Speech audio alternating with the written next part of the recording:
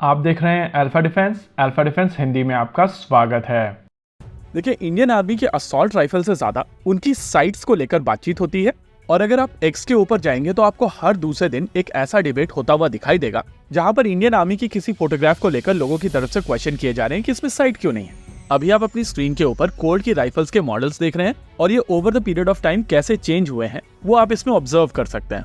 ये प्रैक्टिकली 1962 से 2004 के बीच का एवोल्यूशन है, यानी कि 42 इयर्स में ये राइफल्स कैसे चेंज हुई हैं वो आप इस फोटोग्राफ में देख सकते हैं। लेकिन भारतीय थल सेना के केस में जब उन्होंने इंसास राइफल्स को अपने बेड़े में शामिल किया तो तब से लेकर 6R716 तक लगभग 30 साल तक उन्हीं असॉल्ट राइफल्स का प्रयोग किया गया। और उसके पीछे कई कारण थे।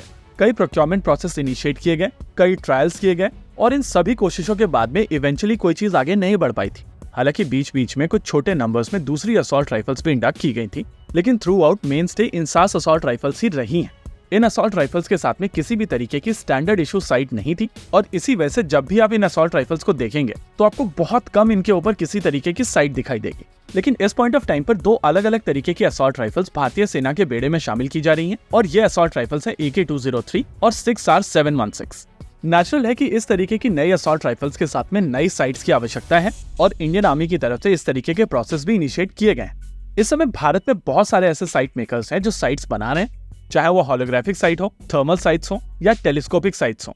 लेकिन इस पॉइंट ऑफ टाइम पर देश में एक भी ऐसा साइट मेकर नहीं है जो पूरी साइट देश में बना रहा हो। कहा जा रहा है कि इनकी तरफ से ऑप्टिकल कंपोनेंट्स बाहर से मंगाए जाते हैं और बाहर की केवल केसिंग बनाकर इन साइट्स को प्रेजेंट किया जाता है। लेकिन तमिलनाडु की एक स्टार्टअप कंपनी है जिसका नाम है इग्निटा और इनकी तरफ से बताया गया है कि वो देश की इकलौती ऐसी कंपनी है जो होलोग्राफिक साइट में जाने वाले ऑप्टिकल कंपोनेंट्स को देश में बनाते हैं। इनके अलावा देश में ऐसी कोई भी कंपनी नहीं है जो ऑप्टिकल कंपोनेंट्स को देश में बना रहे हो।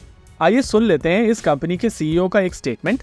In India, we are the only one company manufacturing and supplying holographic optical elements. It is mainly used in holographic weapon sight. This is used in all kind of rifles like Sig Sauer, AK-47. We collaborated with DRDO. At present, we are engaged with the MOU with Ugram rifle. That is also 100% indigenous rifle. And our holography sight is also a 100% indigenous. Manufacturing holography weapon sight in 3 versions. First, we engaged with IRDE and the version it is called IRDE version. And now we worked with the version called Jai Hind. And recently we are working with another site that is called Mera Bharat. Due to this MSME and also the Make in India, that is only the reason we are able to participate in the all kind of tenders. We are making 100% indigenous product.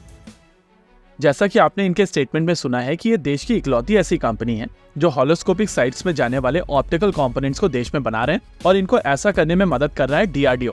देखिए, ये चीज हम लोग इस point of time पर realise नहीं कर रहे हैं कि DRDO की तरफ से स्टार्टअप कंपनीज को काफी ज्यादा सपोर्ट किया जा रहा है और पूरे देश में बहुत अलग अलग तरीके के इकोसिस्टम्स DRDO की मदद से बन रहे हैं। लेकिन इन नई कंपनीज के चलते जो ऑलरेडी एग्जिस्टिंग कंपनीज हैं जो बाहर से चीजें लाकर रीब्रांड करके भारत में बेचना चाहती हैं, उनको DRDO फूटी आंख नहीं सुहा रहा है।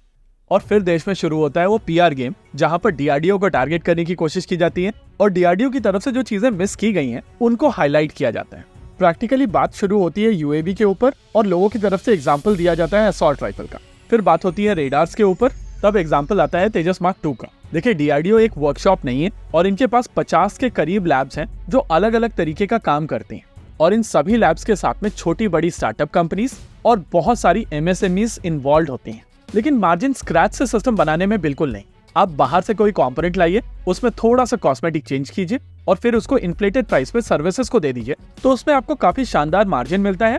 और उसमें से अगर कुछ परसेंटेज आप PR में लगा देंगे तो आपको बहुत सारे ऐसे लोग मिल जाएंगे जो कहेंगे सरकारी कंपनी फालतू एक्सेट्रा एक्सेट्रा। उसी के साथ में आप नैरेटिव चला लीजिए। वीडियो में आगे बढ़ने से पहले आइए एक बार समझ लेते हैं कि एक होलोस्कोपिक साइट काम कैसे करती है। प्रैक्टिकली इसमें किसी भी तरीके का मैग्निफिकेशन नहीं होता है। इसमें आप प्रैक्टिकली एक रेड डॉट देखते हैं जो साइट से देखते समय आपके व्यू के ऊपर सुपर इम्पोज हो जाता है।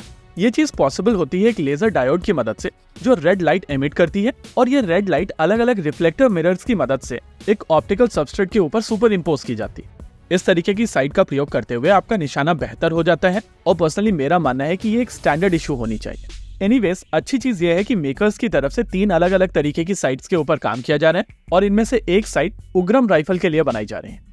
लेकिन उसके लिए बनाई जाने वाली ये साइट 6R और AK-203 दोनों के ऊपर यूज की जा सकेगी और उस हिसाब से अगर देखा जाए तो ये डेवलपमेंट एक काफी अच्छा डेवलपमेंट है। इसी के साथ आज के इस वीडियो में रखते हैं केवल इतना ही। वीडियो को अंत तक देखने के लिए धन्यवाद। देखते रहिए अल्फा डिफेंस। जय हिंद।